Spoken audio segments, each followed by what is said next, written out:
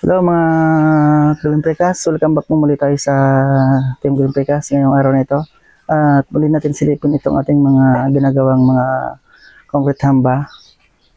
Ito yung ating mga concrete hamba na nilalagay natin sa mga building na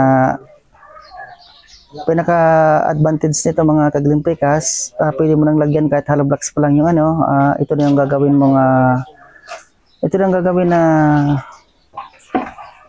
pattern doon sa mga bintana.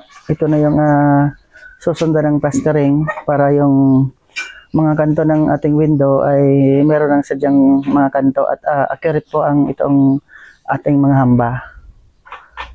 At saka ang kagandahan po ditong mga hambang ito at makikita na agad natin ang kabuuan ng ating mga bintana, yung mga butas ng ating mga bintana. Parang mayroon na siyang forma. Itong pinaka-advantage itong ating concrete hambang concrete precast. Yan. At ito namang hamba natin ay adjustable naman po ito. Kahit anong sukat. Sunod-sunod lang po ito sa ating mga gusto. Mga pag ang hollow blocks natin ay 4 inches. Ang hamba natin ay mga 5 inches ang ating hamba. At kung ang hollow blocks naman ay 5, pwede natin isa-is yung ating concrete hamba. At saka magiging minus yung inyong plastering kasi yung kapal nitong hamba na yung clearance na may tira sa kabilaan, yun lang ang susundan ng ating plastering mga ka-Green Precast. Hindi lalampas yung ating plastering dyan sa clearance ng ating mga hamba.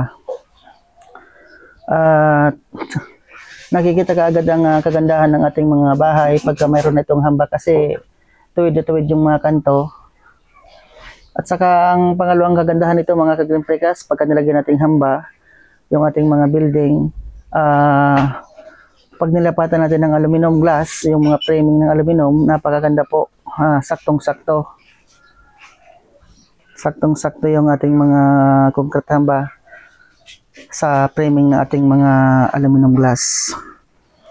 Hindi may hirapan yung ating mga framing ng salamin natin kasi libelado itong ating concrete hamba. Yan ang kagandahan po, ang pinaka-advantage nito doon sa mano-mano na ginagawa nating mga mason. Yan. At bali ngayong araw na ito mga ka-Green Precast, kami lang dito nila Foreman at saka itong ating si August na ito ang ating fabricated ng ating aluminum glass. At yung kasamahan nating iba, mayroon pang mga personal na ginagawa. Bali bukas pa sila rating. Kaya kami lang muna dito. Yan. At saka itong mga ano natin dito, hahakotin natin to. Hahakotin natin lahat ng mga ginawa natin na punong-puno natin sa area natin. At mag-uumpisa tayo doon sa unahin natin yung pasakaw, mga ka-Green Precast. Papahakot ito natin upang makapag-umpisa tayo ng belt and precast. At yun nga palang antabayan natin mga ka-Green Precast kung paano mag-belt tayo ng fabricated ng lahat ng mga precast. Wala tayong gamitin kahit isang hollow blocks. Puro po mga precast po ang ating gagawin doon. Wala po tayong hollow blocks. At napakaganda po nito at wala na tayong paplasteran at wala na tayong pipinisin at less ka sa materialis at less ka sa labor. Yan ang kagandahan po ng belt and precast natin. At kung magtatanong naman po kayo tungkol sa tibay, ang tibay po nito ay talagang matibay kasi mayroon po itong buhos sa ating mga concrete wall na precast. At saka yung layout naman po ng ating mga building, pareho lang, same lang po ng layout ng sa hollow blocks. Ayan.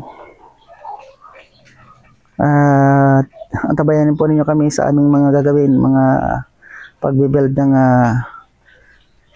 belt and precast, mga idol. Ayan po mga Green Precast, at maraming salamat po sa inyong walang sawang panonood ng aking in-upload. At sana po ating suportahan itong ating page upang sa ganun ay marami tayong masundan ng ating pag-layout ng ating iba't ibang klaseng uri ng ating concrete moldings at mga disenyo sa bahay. Ayan po, thank you for watching and God bless you all. Siyempre, huwag nyo din kalimutan, like and share at pagkapalo ng Facebook page ng Glenn Precast. Maraming salamat po. Bye-bye!